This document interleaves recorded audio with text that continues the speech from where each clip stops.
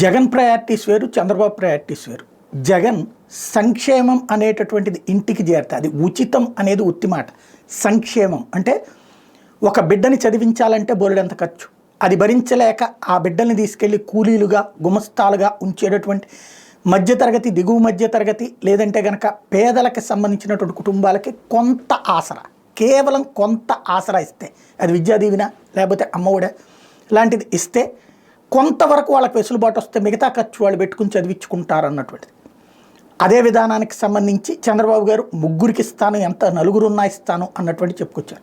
అంటే అది ఉచితమైతే ఎందుకు ఇస్తారు? ఆయన సంక్షేమమే. ఇవాళ ఆ పేద మధ్యతరగతి మీద మనం పెట్టే పెట్టుబడి భవిష్యత్ తరాలకి ఒక పెద్ద వనరు.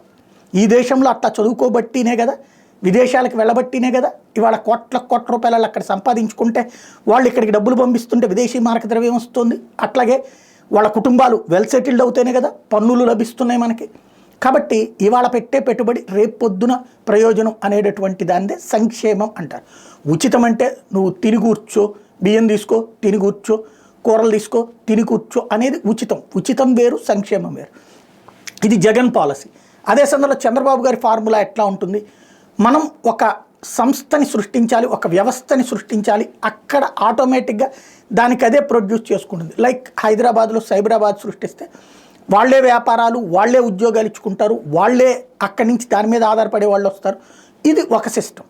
అది ఎక్కడైనా నడుస్తుంది, ఇది కొన్ని చోట్లనే నడుస్తుంది. ఈ రెండిట్లో ఉండేటటువంటిది అంటే బాంబే, హైదరాబాదు, చెన్నై ఇట్లాంటి చోట్ల ఆటోమేటిక్గా నడుస్తుంది, మిగతా చోట్ల ఎందుకు నడవదు?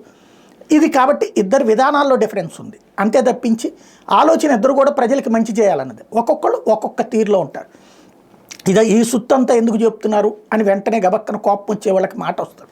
అసలు పాయింట్ ఏంటంటే అప్పుకి సంబంధించినటువంటిది. నిన్న ఆక్వా వాళ్ళ సదస్సు సందర్భంగా ఏదైనా సంపద ఎలా సృష్టించాలో మీ వైపు నుంచి సలహాలు ఏమైనా ఉంటే చెప్పండి అన్నారు.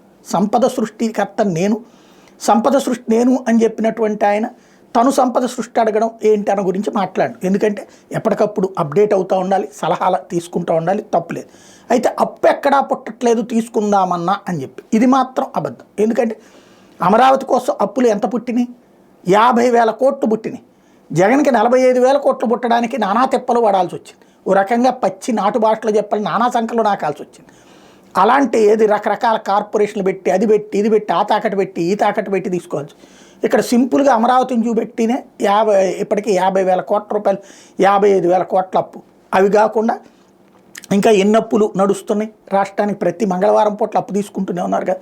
కాబట్టి అప్పులు పుట్టకపోవడం అన్నటువంటిది ఉత్తబద్ధం.